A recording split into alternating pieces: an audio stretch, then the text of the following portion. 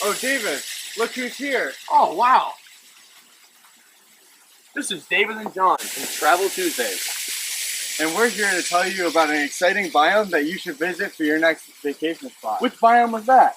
Well, out of all the biomes that exist on Earth, only one can provide you with the excitement you want for your next vacation.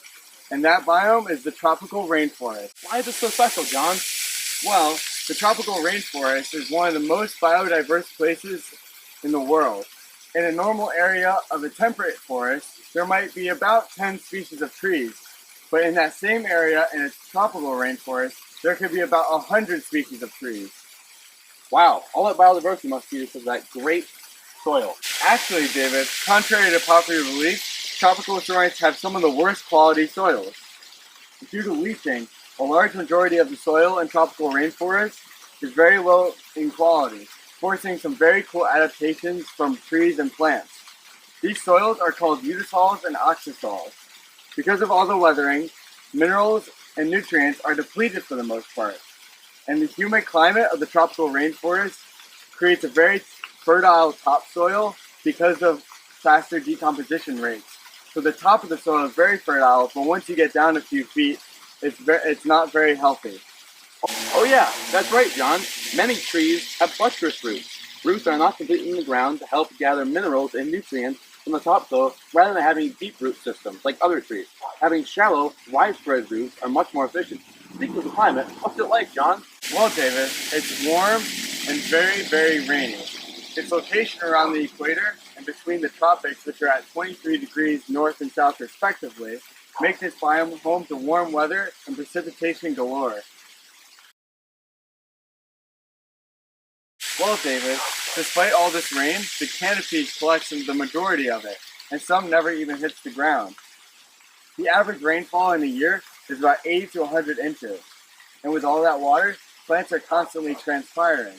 What happens then is a cloud forms above the tropical rainforest, locking in heat and creating an almost constant humidity. 50% of all precipitation that falls directly comes from that transpiration. Sure.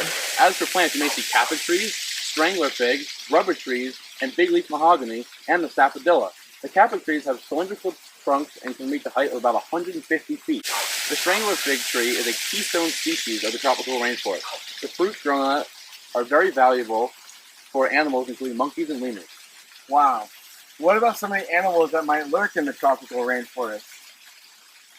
Some of the animals roaming around in the rainforest include jaguars, flying lemurs, flying squirrels, and various types of monkeys, including the very cute capuchin monkey and a ton of different birds. Some of my favorite are the keel-billed toucan and the scarlet macaw. Because of the lack of a dense understory, many predators are able to roam and search for prey. The jaguars are one of the deadliest predators, eating other smaller creatures on the ground during nighttime, such as capybaras and even monkeys. The birds roam the high branches, searching for nuts, while elephants might pick leaves off of smaller trees and shrubs or eat the mosses that are able to survive in low light conditions.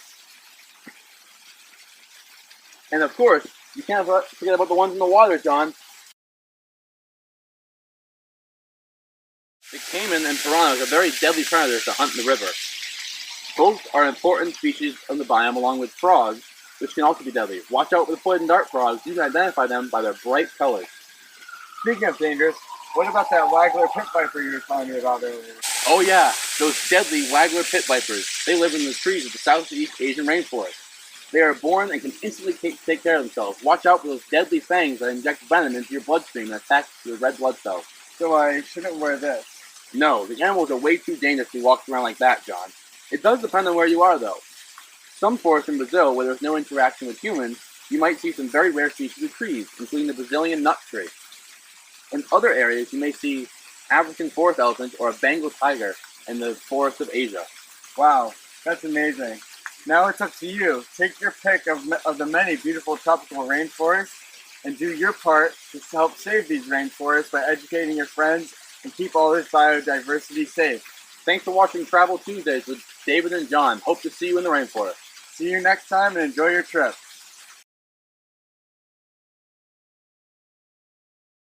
Prior to contrary belief, contrary to popular belief.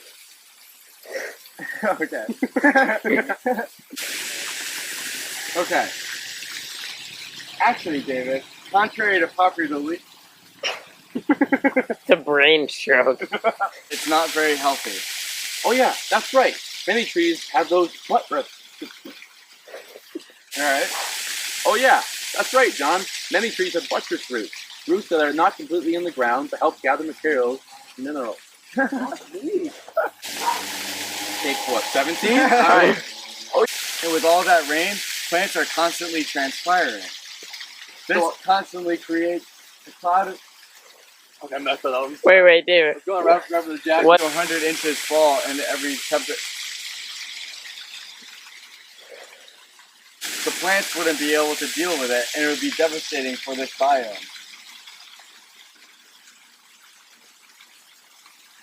Why don't you talk about? And that's a good thing. If it were to be a frost, If there was. Nope, you don't even need your jacket. Wow, so I can just go like this? Exactly. No. Oh my God, I Davey. was trying to add something in. You can't go like that. David. Nope, you don't even need your jacket. Wow, so I can just go like this? No, you can't. Yes, I can. I asked that question later. Oh. What you were telling me about earlier. Oh, those deadly waggler pit vipers. They live in the southeast Asian Raisin Bran. Now I see why it takes a year to make a movie. Oh my God.